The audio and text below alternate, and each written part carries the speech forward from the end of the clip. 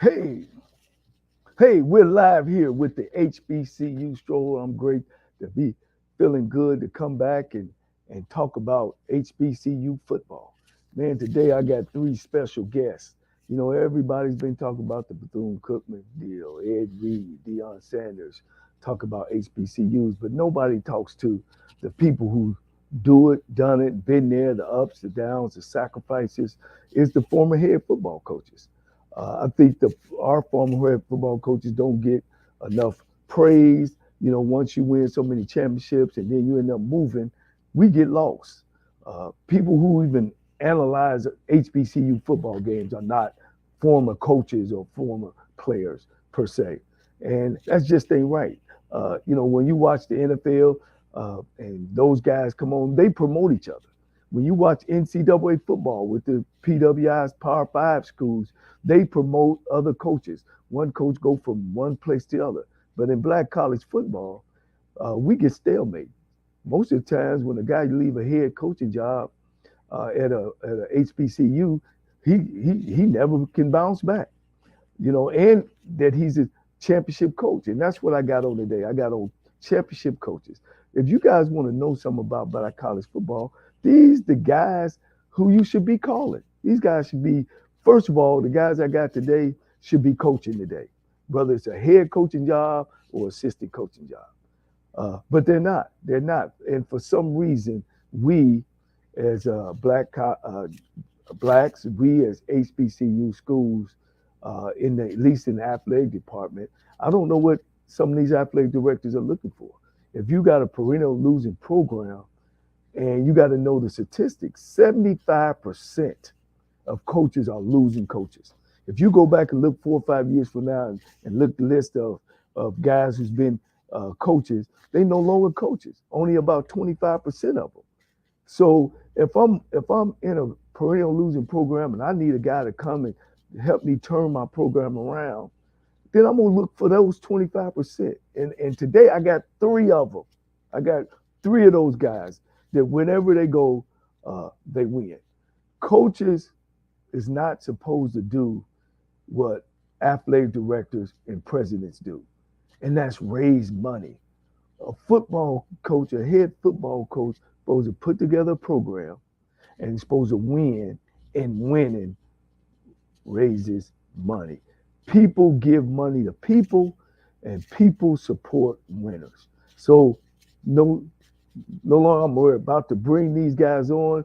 I want to bring on these guys on the show. Uh, so hey, let's bring on Brian Jenkins, LC Cole, and of course Rick Comegy. How you doing, guys? Doing pretty good. Good. Is Rick Coach Comegy on? Yeah, I'm on. How you doing? Look, I'm doing pretty good. hey, I got the Having a little trouble. I'm having a little trouble getting on. Seeing that you seeing me, but I'm on. well. I put you on the fly so everybody know how good you look,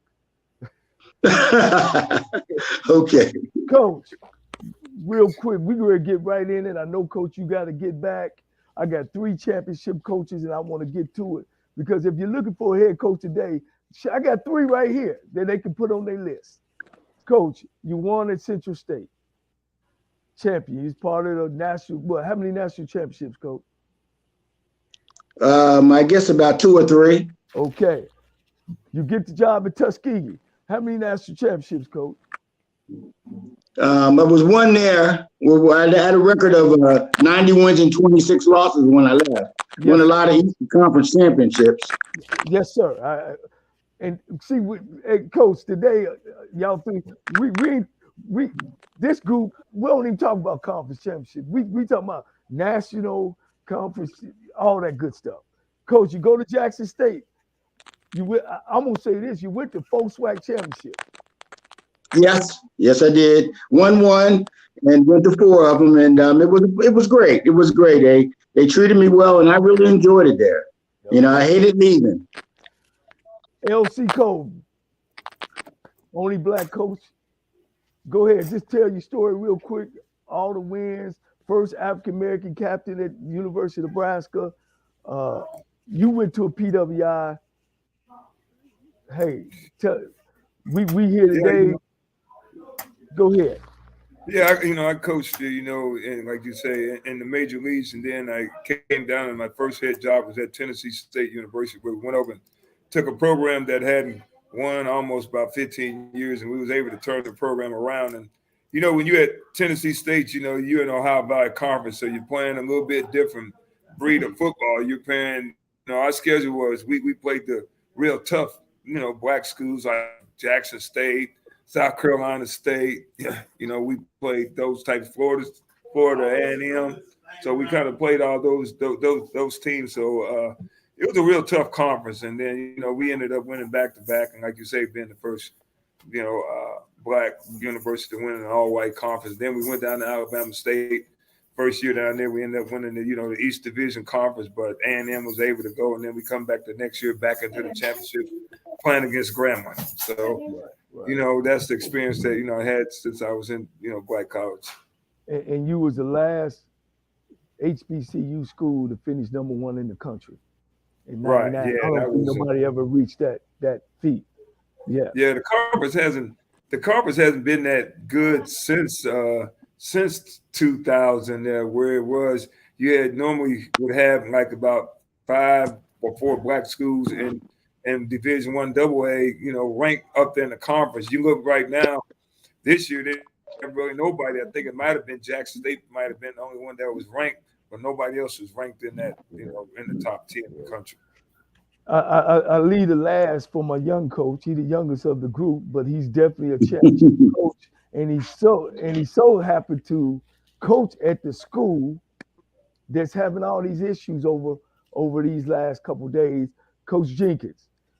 How many championships you win there?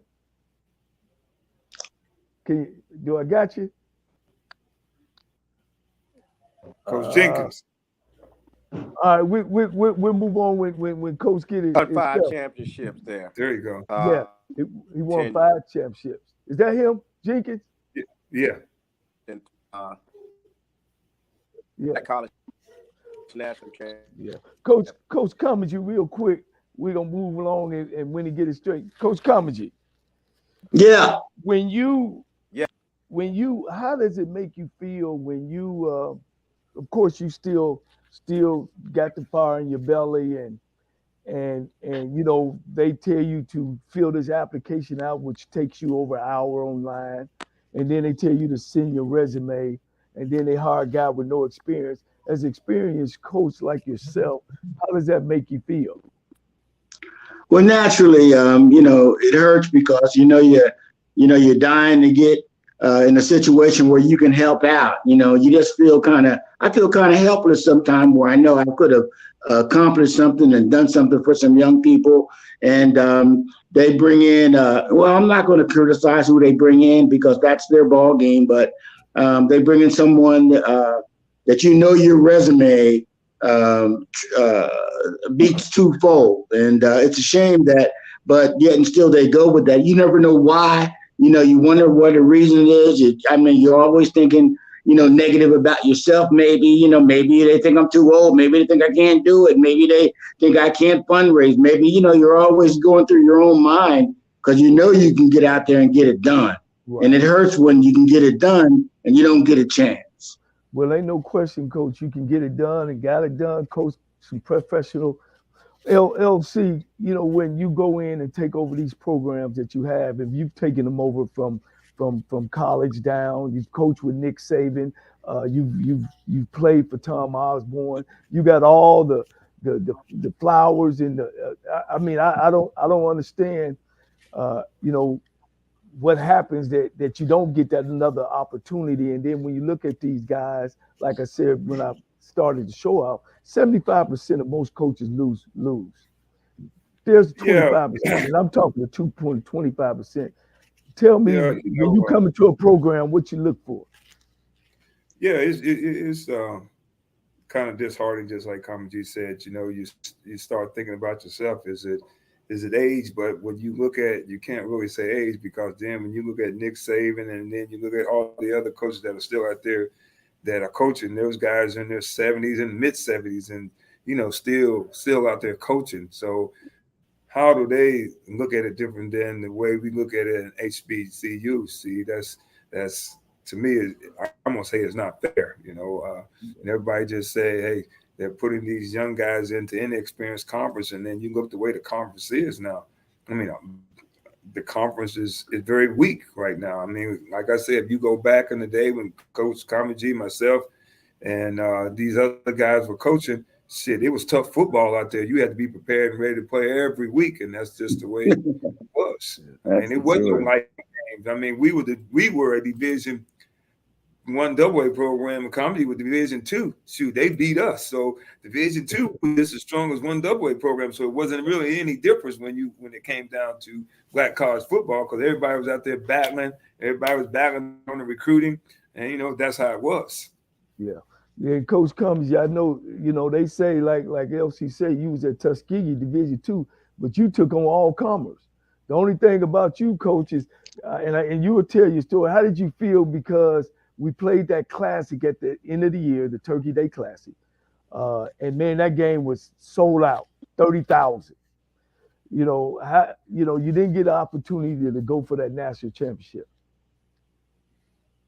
Right. Because of only one team. No, it was because I heard it was because of the fact that the teams that in the past, like Grambling and Southern, who was always kind of winning it, wanted to go to that the classic that they have, and it kind of knocked a lot of the other teams out of going into the championship game. And so I had to respect where they were coming from.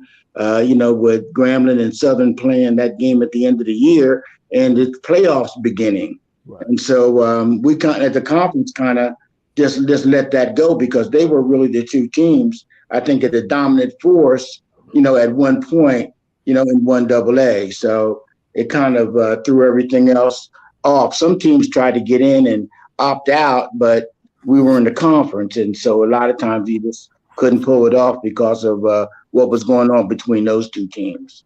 Yeah. I think I got Brian. Are you on? Yes, I'm back. Can you hear me? Yeah. Go ahead on. Hey, yeah, I got. He's still the young pup. Brian. Toriano fix that computer for him. I know it. Yeah. No. Brian. Yes. Man, Bethune-Cookman been all over the page. Can you win? You got to bring a celebrity in to raise money. You got to do this. You went to Bethune-Cookman 5 years, 5 winning seasons. Right. Tell us about your national championships and, kind of give us a little spiel about Bethune-Cookman. Is it that awful? I don't know what has happened. When I was there, it wasn't like that. We had some of the similar issues that they have now, but not to the magnitude that they're dealing with. And I've spoke to other people, and like I've explained to them, I had great leadership there. And that's not questioning the new leadership. I can only speak on what I dealt with.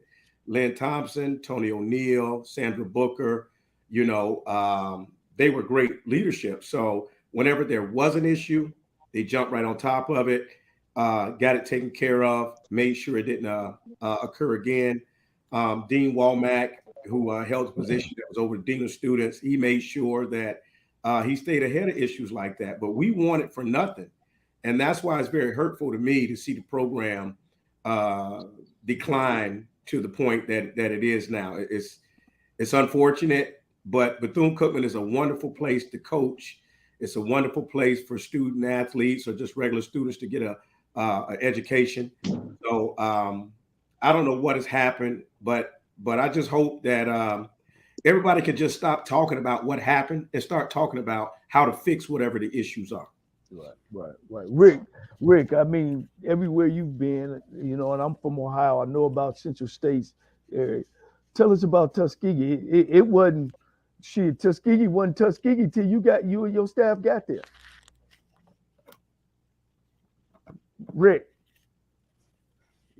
must have stepped out. LC, let's talk about Tennessee State. Of course, I was a part of that turnaround. When we got to Tennessee State, was it everything in place? No, you always have to understand that's why you take a program over, because of those things that we're talking about, and then when you go in there, you just got to turn around there and you got to, find the resources to get it done. It's not going to help you going out to the public and exposing everything out to the public, because they're not going to make any change or anything like that. You got to talk to the people that's there. You go with your athletic director, who you start with, and then you go to the president. Those are things you kind of start with. And I just kind of thought about this situation there. Did you look at all these things before you stepped into that situation at Bethune-Cookman? I mean, that's a lot of stuff that I'm hearing that's going on through that, but you just got to know how to handle yourself. And I think Reed meant to say the right things, but you can't hammer your program like that. You can't do that, because also you kill your recruiting, you kill everything about the institution. So I don't know how you could have took a step forward after you blast the school like that. So I think he just kind of stepped, out of line a little bit there. And I think he was just over anxious to get things going, but I think he just kind of went at it the wrong way. But, like you say, we was at Tennessee State, we had the same issues when we went there. We just had to roll our sleeves up and, hey, I had the mop boards, pick paper up and do those things. And we just did them things. We had to paint the football field. We had to reach in your pocket and use some of your own personal money and everything. And, get hollered at by your spouse and everything. You're using our family money to do these issues. So what I'm hearing, two different programs, Tennessee State, some of the same things, Bethune-Cookman, some of the same things. Rick, are you there? Oh, he checked out. Well, anyway. Let me add this, Johnny. And you two guys turned it around. I mean, you won a championship your first year. Absolutely. We won it our first year, me and my staff.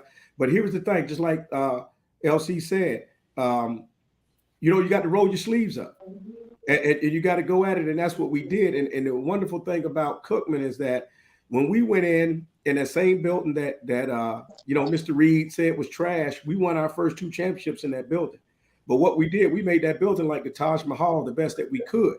Yeah. And when me, my dad, and other coaches was in there knocking down walls and hanging drywall, and other people on campus, other people from the community saw us putting in, so they joined in. Right. And that's how we got it done. People at Cookman will give. Right. They will give, and they have. Like I say, I wanted for nothing as a coach when I was there, or my team wanted for nothing. But they want to see you put in work for us. Right. And I think, like Elsie said, I think Mr. Reed had the right feeling, the right passion. I think he was a little over anxious, and his emotions got the best of him. But some of the things he said were true. Some of the stuff needed to be addressed. To what magnitude, I don't know. But I think he meant well. But in the work world today, we all know as professionals that when you step on that line of losing your professionalism, there is a consequence. And I think that's what happened. I think he's very remorseful for what he did. But I'm glad that he did speak up, but I mean, he stepped on that line, and that's, the end result is the end result. Yeah. Rick, are you there now? Rick Comegy. Yeah, I'm here. Okay, go ahead, Rick. I wanted to say they talked about their programs where both of these guys took their teams to national championship. I know when you came in to Tuskegee, everything wasn't there when you came there. You had to build, right? No, it wasn't there. I remember a time we had the practice field was up on the hill, and it was we go out there and the grass was knee high. I mean, knee high. But we went out there and practiced, and we ran that grass down because we didn't complain about it. We flattened it down just through practice. We didn't have a weight room, what we can call a weight room. We had a hut, but we practiced in there. We went in there even when it rained. I always was a believer that you keep everything away from the players, even though they see it. They see it, but you don't get out there and get at the players. What they see is they got to see what's positive in the coaching staff and how the coaches are positive about what they're going through. I think when you lay it out there for the players, then it gets bigger than what it's supposed to be. Sure, I know they see there were not things that are there, but yet and still they'll work through it. Right. Now, question, you guys, you guys are championship coaches, and I know I've said that and I'll keep saying that.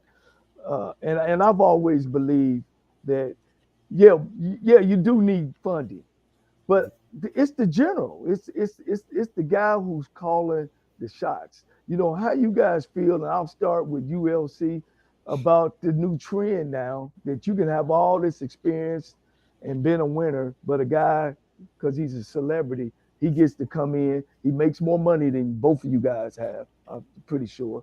The bank book is open to him. So is it the money or is it the coach?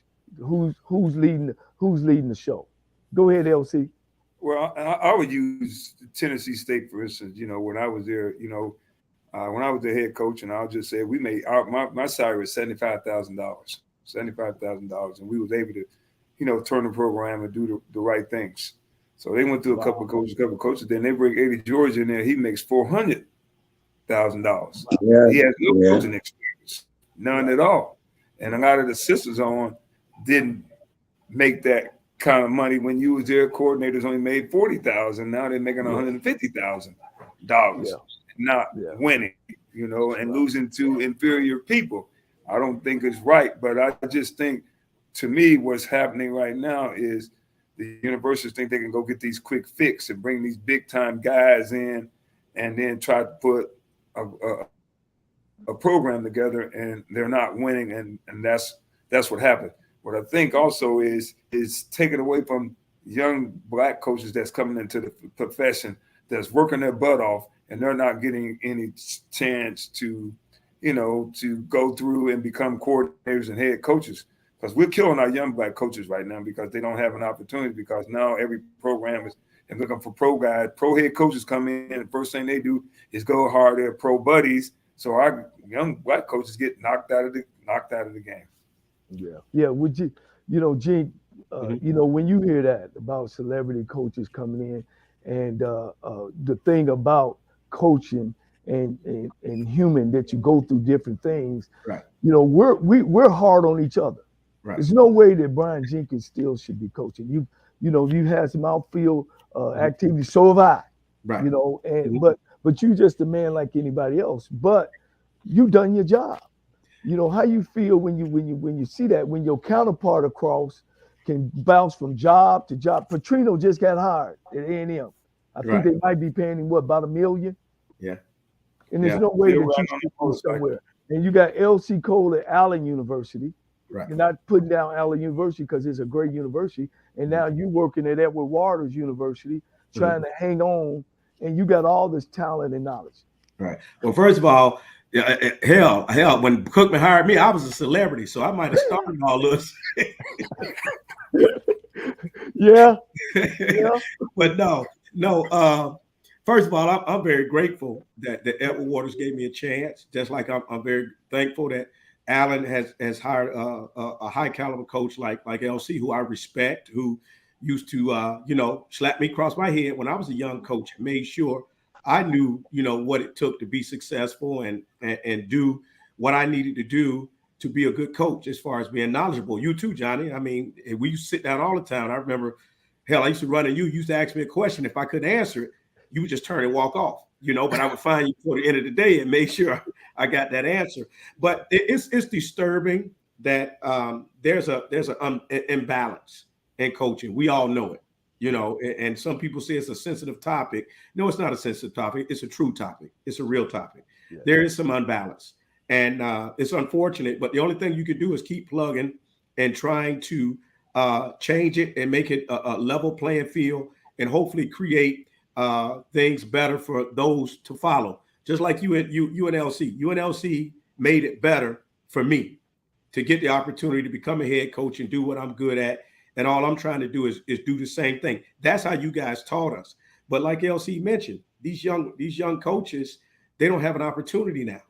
That opportunity is almost gone because a lot of guys are being hired because of their celebrity status. Now, everybody's trying to, of course, everybody's comparing it to Deion. Deion's a little different.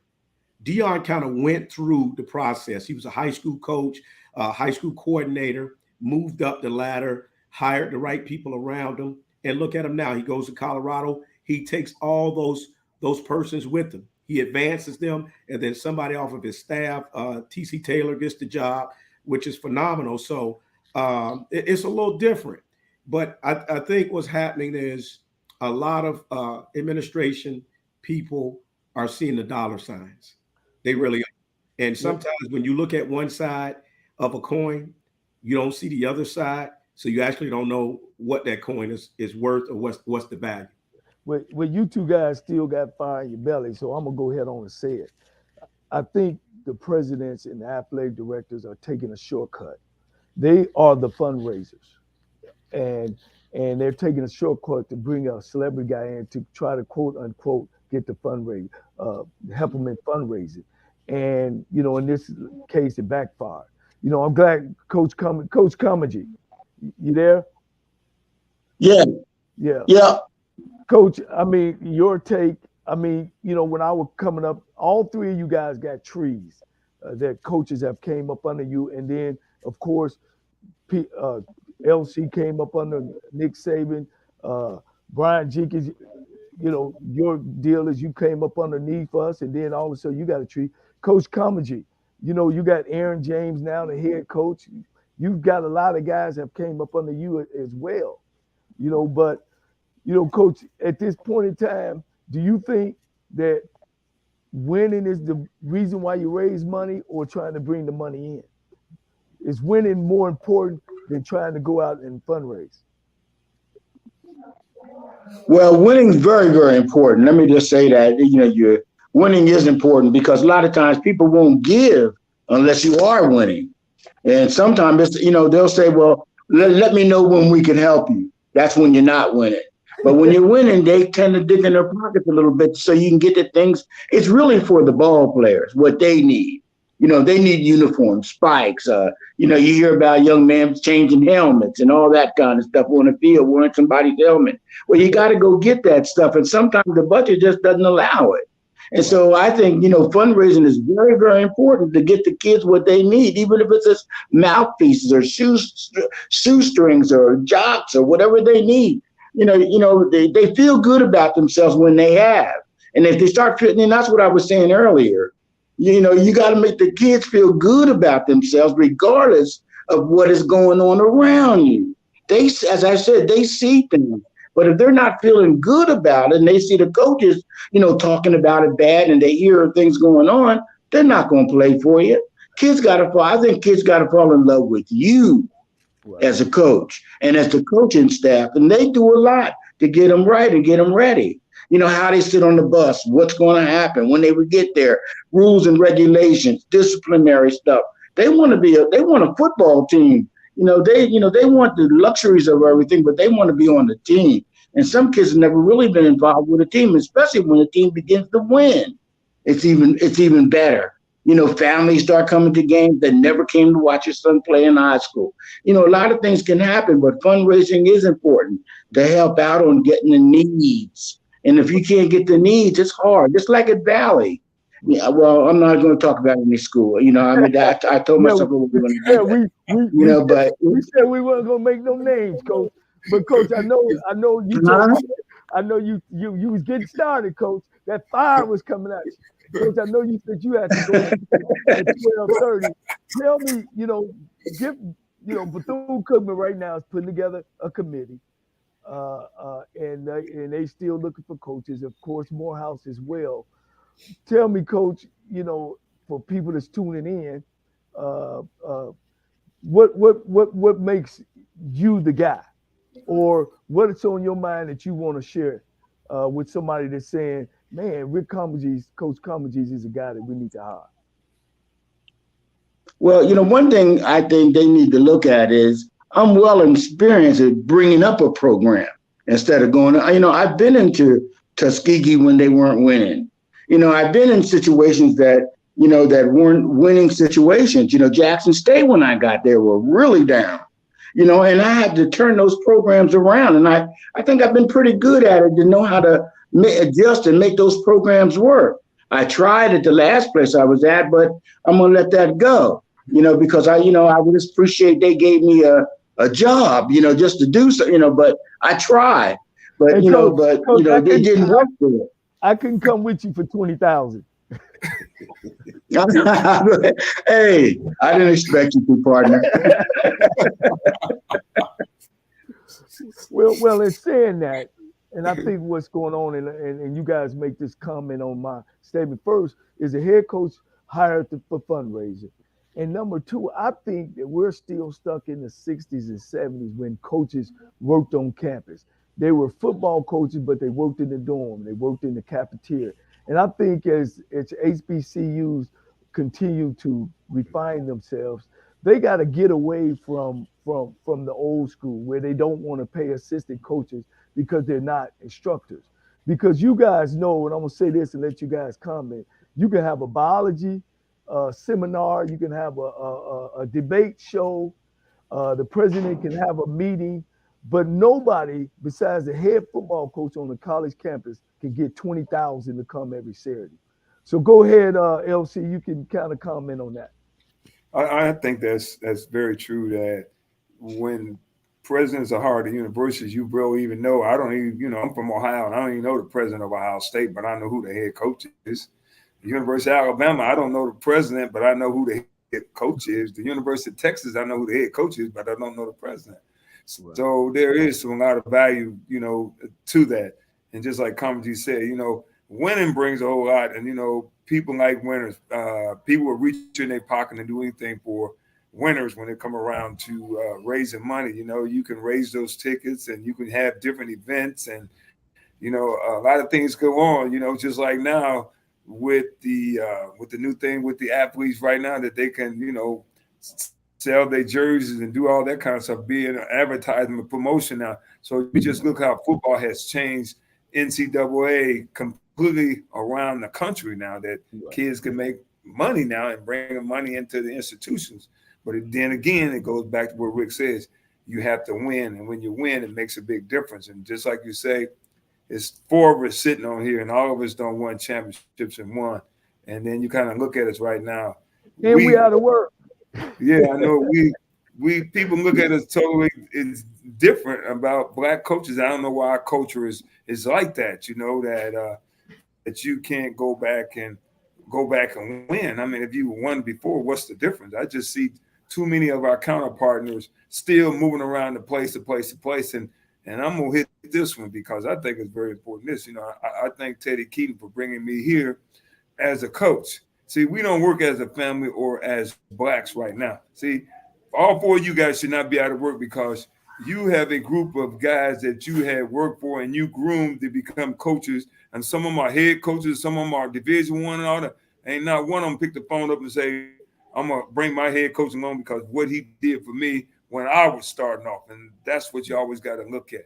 Your phone is not ringing, but it should be ringing. You should always be employed because of all the guys that you have brought through the ranks and what you have done for them. Yeah. Coach Jenkins. Right. Some of the things, I've never experienced a coach not being paid his worth. So that's hard for me to speak on because when I was at Cookman, they were such a prideful university, a first-class university. They made sure that we had everything we needed to be successful. When it came to fundraising, the main thing was, if they needed my assistance, then they would call. But it's not many times that they called me because the people who were in charge of that did what they were supposed to do, and so that part is kind of hard to speak on. But I do go along with LC. We got to do a better job at making sure that we keep each other in the game and giving each other advice. I remember, I don't know if Coach Comegy remembers this, but I remember when I played Coach Comegy and I whooped him pretty good. But I remember I apologized to him because we scored a touchdown late. We were up pretty good. We scored a touchdown late. And I said to him, Coach, hey, I apologize for that. And he stopped me mid-sentence. He said, Coach, don't you ever apologize for pushing your team to being excellent and efficient. Yeah. And I remembered that. And I think that's something that is missing too. We're not sharing that key information that's needed.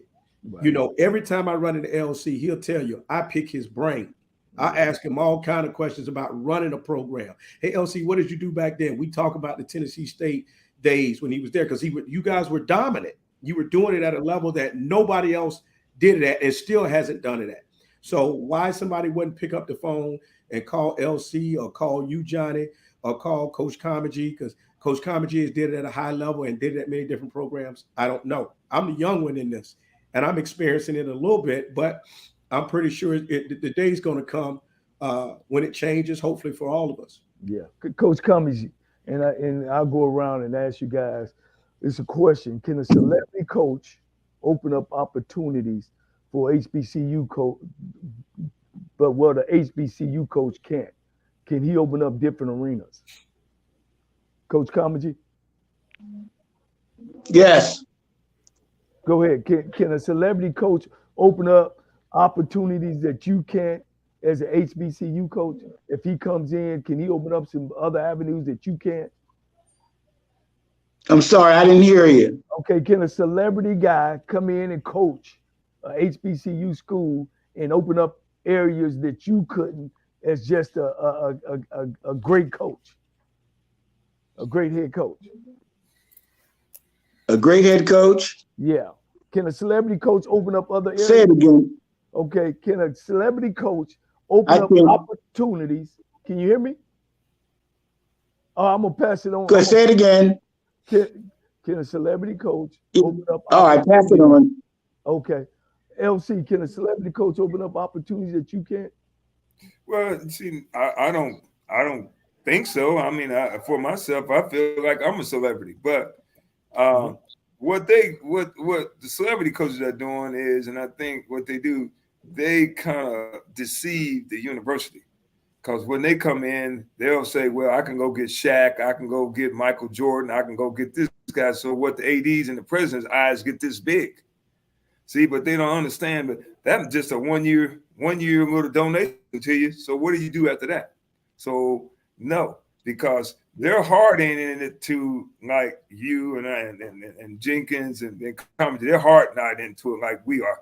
We the grinders. We know that it's a long run. It ain't just gonna be a quick fix. See, they like a quick fix. And I hate to say his name, but Dion was a quick fix, and then what'd he do? Gone.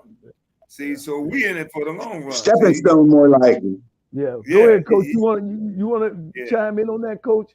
Yeah, I can hear it now. I said we're used as stepping stone right now. And it's a shame, stepping stone to move to another level, stepping stone to move to another school. They're not prepared. So they got to go somewhere to try to prepare themselves. So it looks like on their resume that they coaching somewhere. And once they get that, it's out of there, where a guy like I'm in for the long haul. Until you want to get, I believe in making the woodpile higher than what it was when I came. Right. I was raised that way, right. And so, I'm there for the long haul until you tell me I got to go. I'm going to keep grinding because I want to win just as much as the kids want to win. It doesn't matter how many rings you get. The next one is always the prettiest, so, I like winning. I mean, I like being part of it. I like being with the guys, I like being in the weight room early in the morning. I like, I just like the grind of the game. I miss the grind. And I miss the alumni that come in that want to help you be part of it. They ask you, what do you need? And are serious about it. I miss those things. Right. They're the things that I love about it. I just love the game, and it's just, I hurt because even here, I'm at the office right now talking to you. And, I have got written up 2 or 3 times because I'm writing football stuff down rather than taking in taxes, and so, I work at the tax office, and I got written up twice, because they caught my notes, so, I just, the game, so, they can keep writing me up because if I see something, I'm going to jot it down. I got some plays now. I got some offensive stuff too, Johnny, even though the defensive guy, I draw some, but I still, I still hate you for putting them 2 tight ends in on me that one time and going, when I was single safety high, and threw them on both sides of that safety, and that hurt me, boy. All day long, Coach. Gee, what you think? I wasn't a too deep guy. You caught me with that single high. I said, "Oh Lord, I got to go back in some too deep in this shit." Excuse me. Coach, you're coaching. You get like Ed Reed now. Hey, you gonna have me thrown off the show, coach. But G, real quick, what you think? You think a celebrity coach can bring more to the table than you can? I think he can.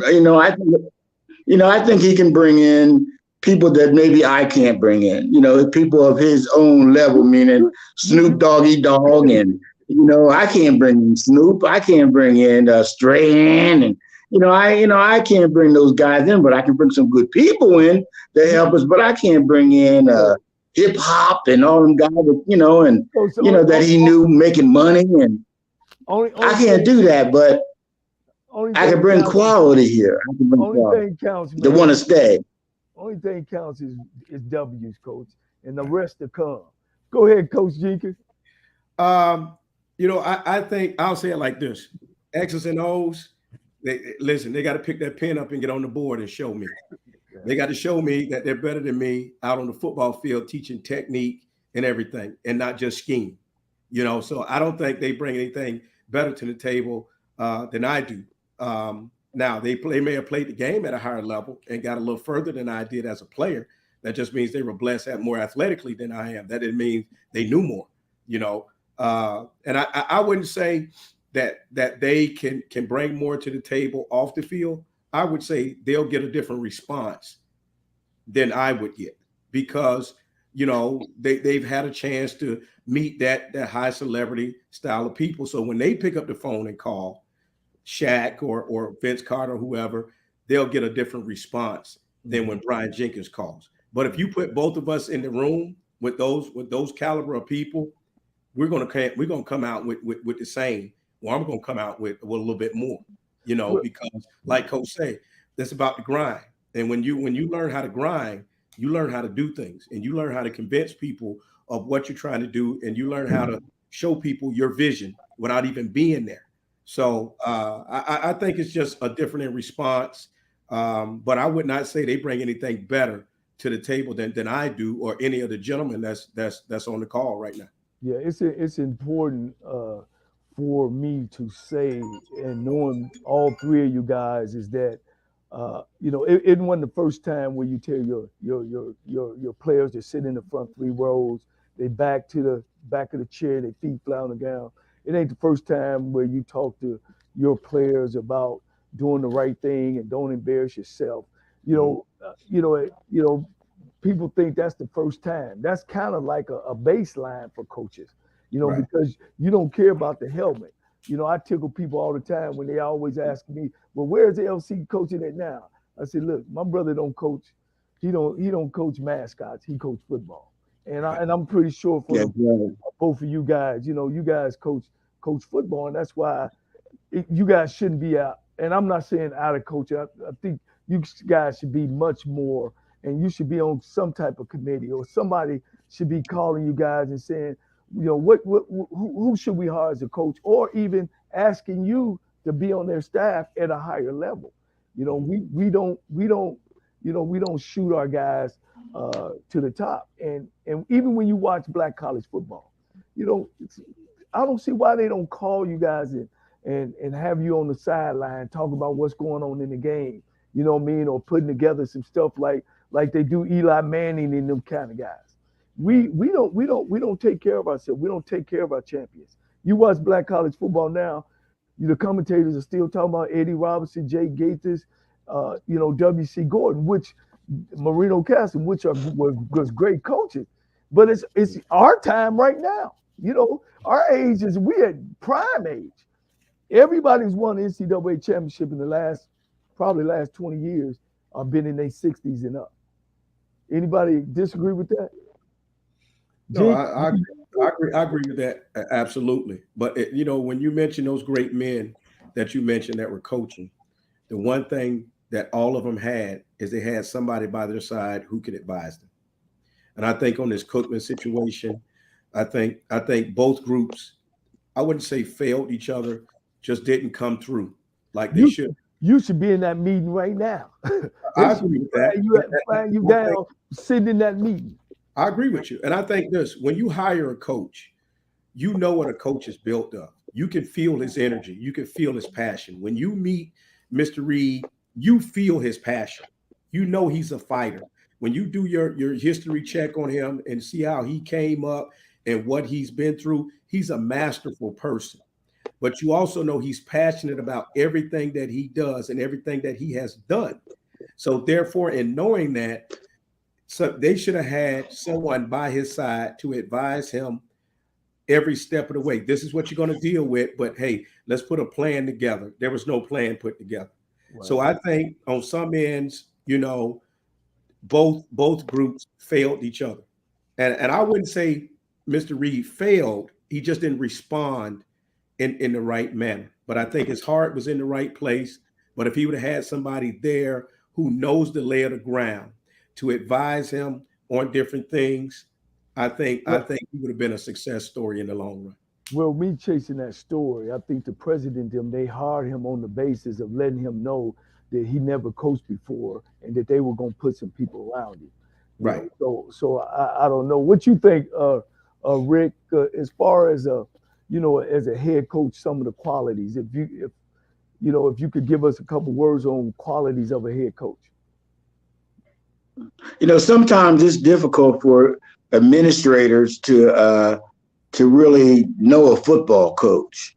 A lot of times the football coaches know a football coach, but administrators, that were teachers and be part of the administration, I don't know if they really, had the background to really understand what a coach goes through. They know what they went through and academics and those things, but to know a coach. And I think that's why the NFL had etiquette programs a few years back, and how to talk with a president. There was, those type of programs where they had those NFL summer courses for Black coaches and things of that nature. And so we could pick up, how to be training our own minds on how we should be. And I don't know if they even thought about hiring somebody, or they're taking people on their face value because of the way they met you. And as I think the guy, the AD Reggie said, you don't know a person until you work with them sometimes, and it's true. Because when I've hired some guys that I thought were a certain way, but then again, when he was on the staff, he was a different guy. Right. So I just think that it happens in life. I don't see it being wrong or right. I'd rather be able to pick and choose my own people rather than having somebody speaking for someone. And I agree with what's been said, but I've made mistakes. I made mistakes inside, outside. But that's the world of football. Football, we tell the kids, it's like life. And it's a life lesson. And so and everybody goes through it. It was a life lesson for them at Bethune-Cookman. They dodged the bullet because I'm not saying nothing. I'm not talking bad about Coach Reed, right. But the fact is, he just wasn't the right guy. Right. Real quick, LC, and run through y'all. Hey, y'all give me 2 words, LC, when I say, what is a resume worth today? Well, I think a resume today is worth nothing. Nothing.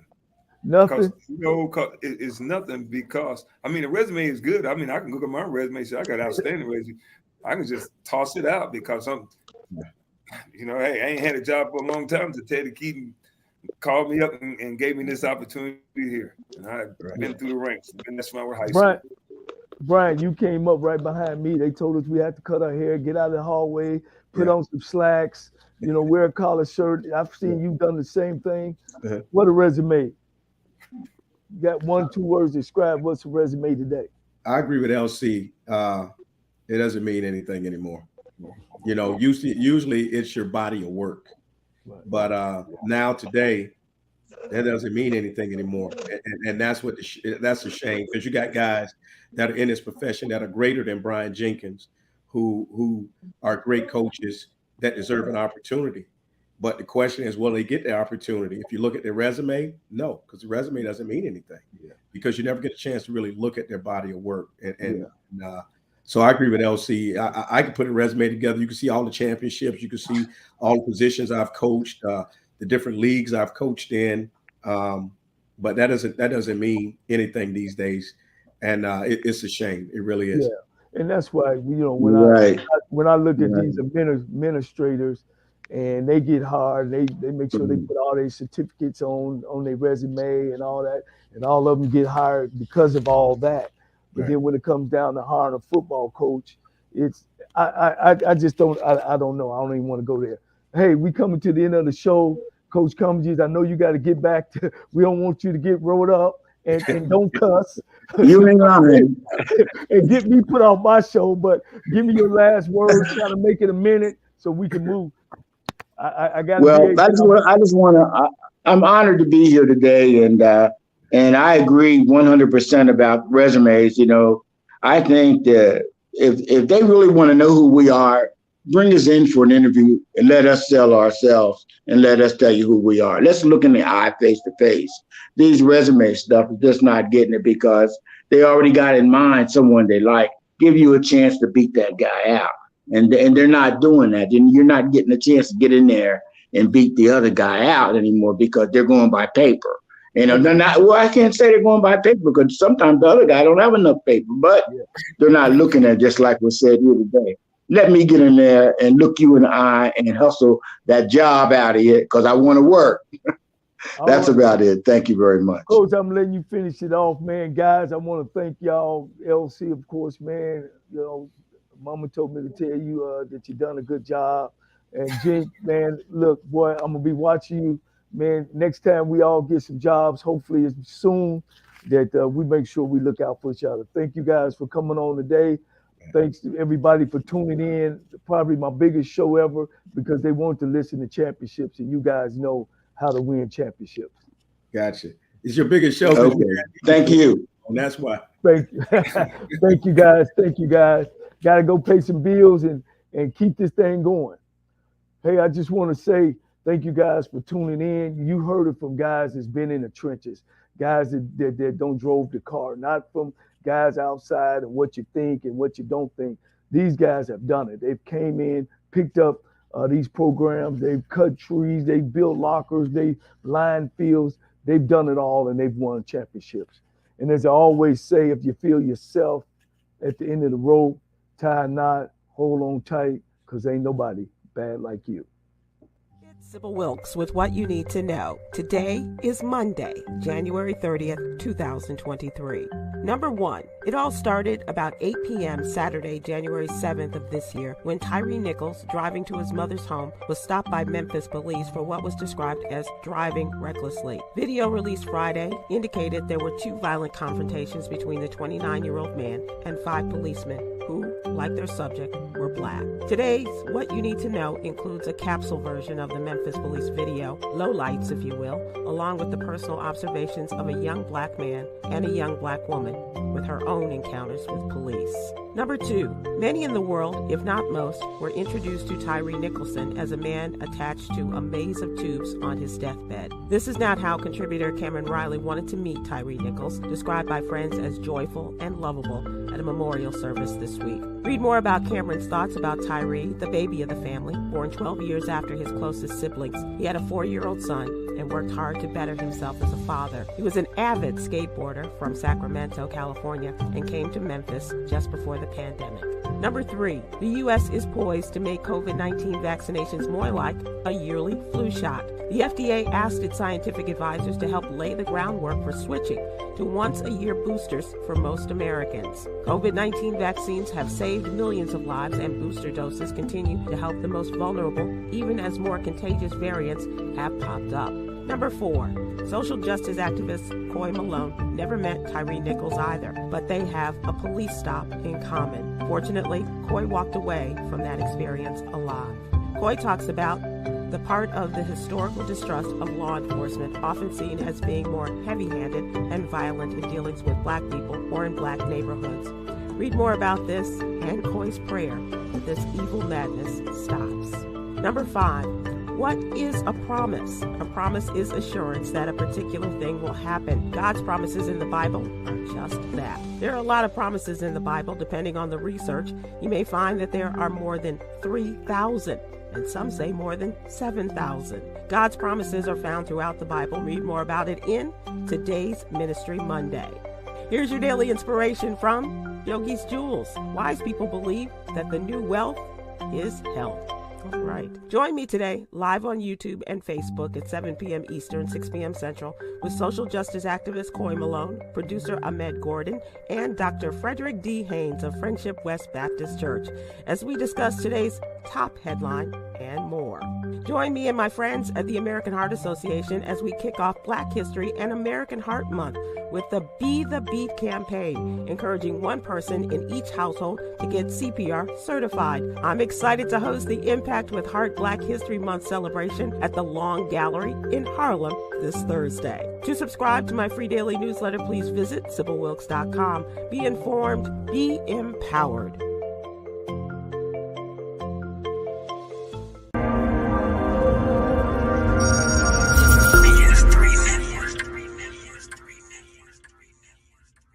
BS3 Network, changing the way you watch TV.